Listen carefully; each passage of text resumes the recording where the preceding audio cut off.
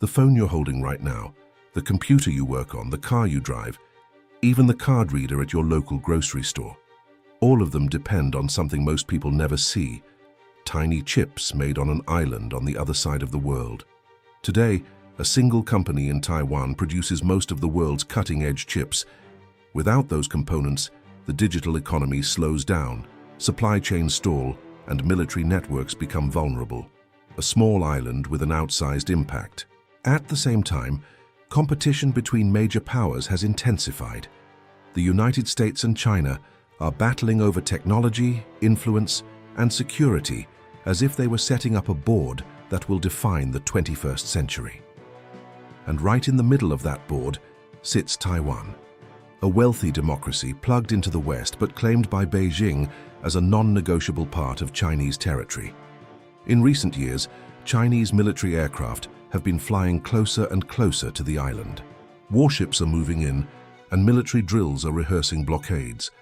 Analysts describe this as constant pressure, not quite war, but definitely not peace. So why does it matter now?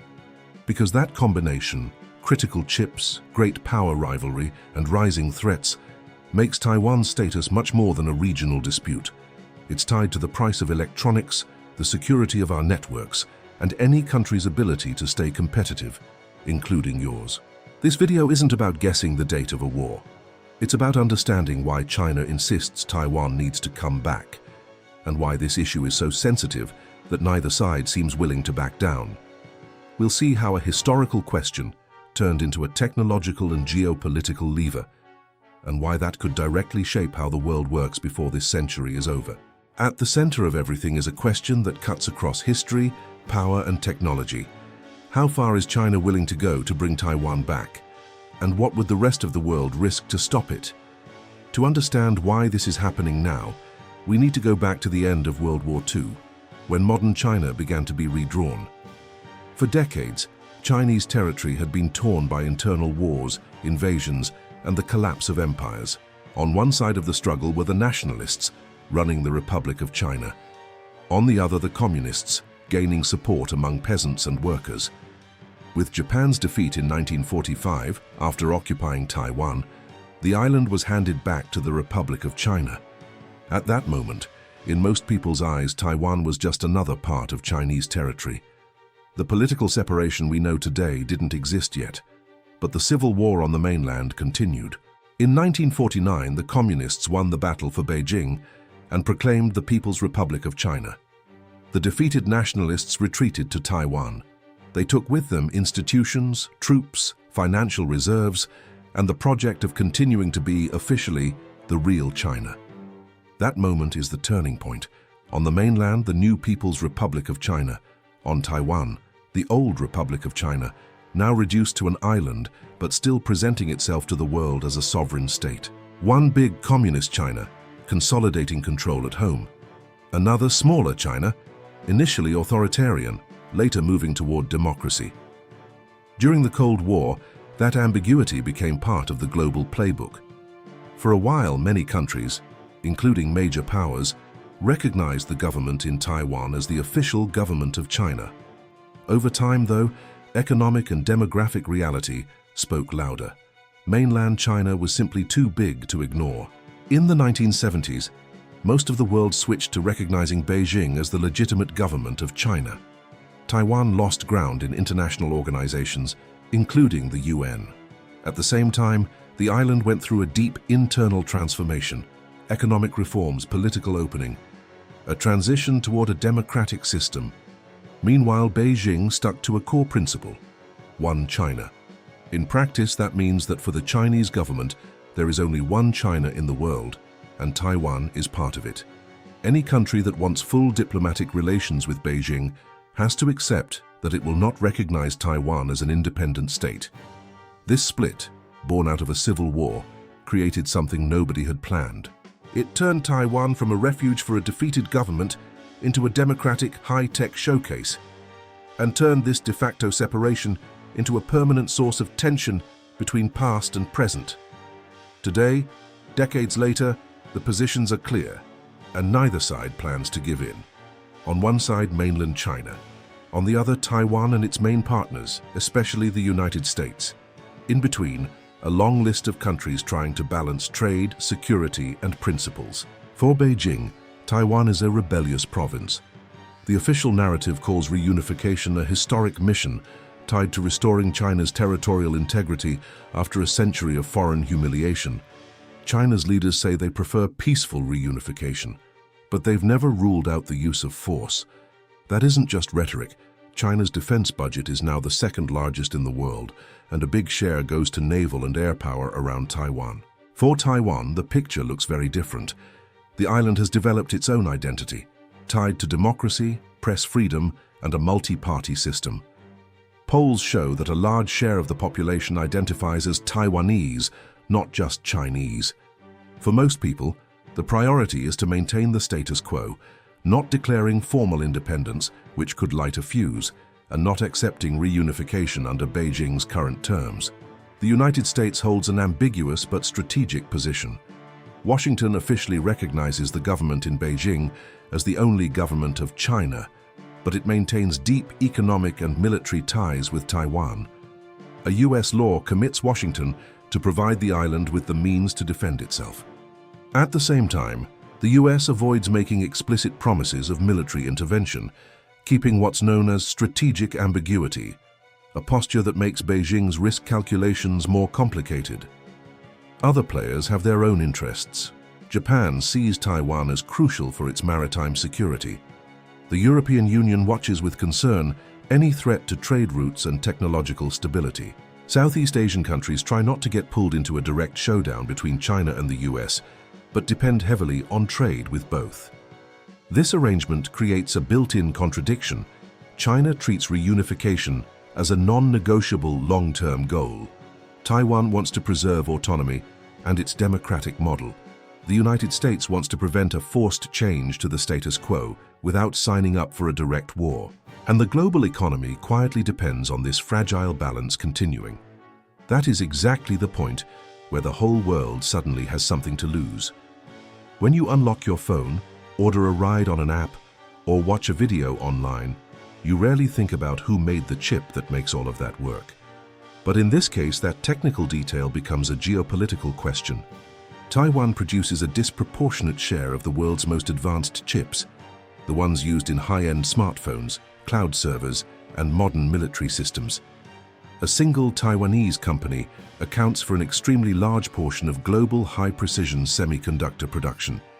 That means if that capacity is interrupted by a blockade, a conflict, or political pressure, the impact would be far from local. Electronics manufacturers across continents would run out of components, innovation schedules would slip, and prices could go up. But it's not just about technology. Taiwan's location is strategic. It sits near the so-called First Island chain, a string that includes Japan, the Philippines, and other territories that act as a natural barrier between the open Pacific and China's coast. Controlling or heavily influencing that region would shift the naval balance between China and the United States. Sea lanes near Taiwan carry goods, energy, and industrial parts. A crisis there could force ships to change course, raise transport costs, and shake global supply chains. In an integrated world economy, a delay at one strategic point tends to spread, from large corporations all the way to everyday consumers. There's also the political side. Taiwan is a consolidated democracy, with competitive elections and peaceful transfers of power. For many countries, the way the world reacts to a forced change in the island's political status sends a message about what is acceptable in the international system. Would it be just a Chinese internal issue, as Beijing claims, or a precedent that could influence other territorial disputes? On the tech front, the fight isn't just about today, but about the future of computing, artificial intelligence, and advanced military applications. More sophisticated chips allow more data to be processed, more complex models to be trained, and more capable autonomous systems to be built. Whoever has privileged access to this technology gains an edge in the economy and in defense. When you connect all of this, chips, sea routes, military alliances, political systems, the tension around Taiwan stops being a distant story. It becomes part of the backdrop for decisions on investment, digital security, and innovation. But there's still one more question. What can happen from here on out if nothing changes, or if everything changes very suddenly? So what happens next? Analysts usually work with a few main scenarios, each with different implications for people inside and outside the region. In the first scenario, the status quo holds. Taiwan doesn't declare formal independence, and China doesn't launch an open military attack. The pressure continues. Military drills, tough speeches, diplomatic confrontations. In that case, the cost is constant uncertainty. Companies have to keep calculating risk. Governments reinforce defenses, and the island lives in a fragile balance between economic prosperity and permanent tension. In the second scenario, escalation comes through blockades or economic coercion. Instead of an immediate invasion, China could expand control over the airspace and waters around Taiwan, making trade harder and testing the international reaction. That would directly hit chip exports and put pressure on production chains in many countries. History shows that blockades rarely stay frozen. They either get rolled back through negotiation or they evolve into something bigger. A third scenario, the most extreme, is direct military action. Here everything depends on variables like Taiwan's defensive capacity, the response from the United States and its allies, and the impact on the international order. Even if the fighting stayed geographically limited, the economic and technological shock would be global. Semiconductor production would be disrupted.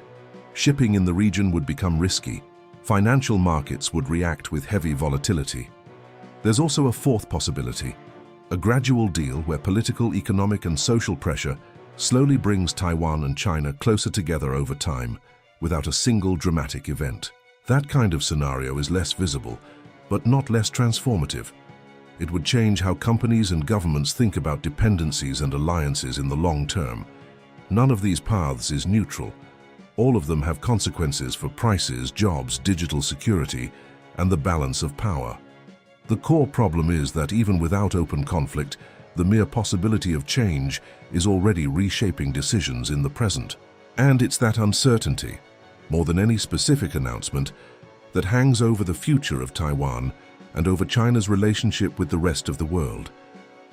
At the beginning of this video, the question was how far China would be willing to go to bring Taiwan back, and what the rest of the world would risk to stop it. Looking at history, we've seen that the roots of the dispute lie in an unfinished civil war, frozen into two different political realities.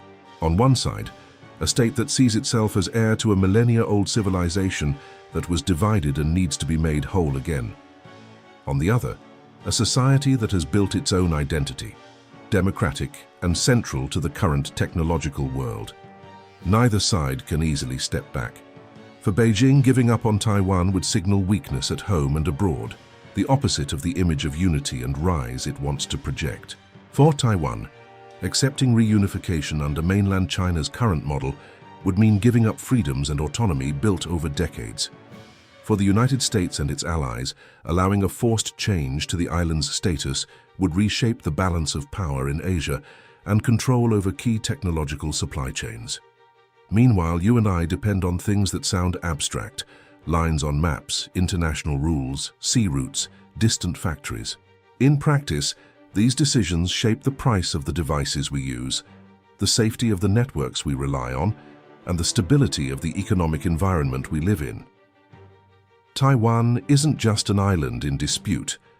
It's a mirror of the 21st century's tensions between power, technology, and models of society.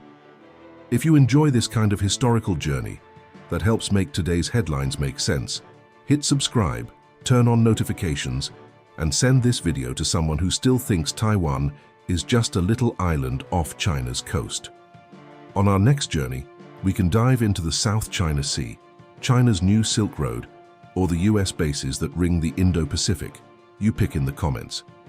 I'll see you on the next journey through the history that still shapes our present.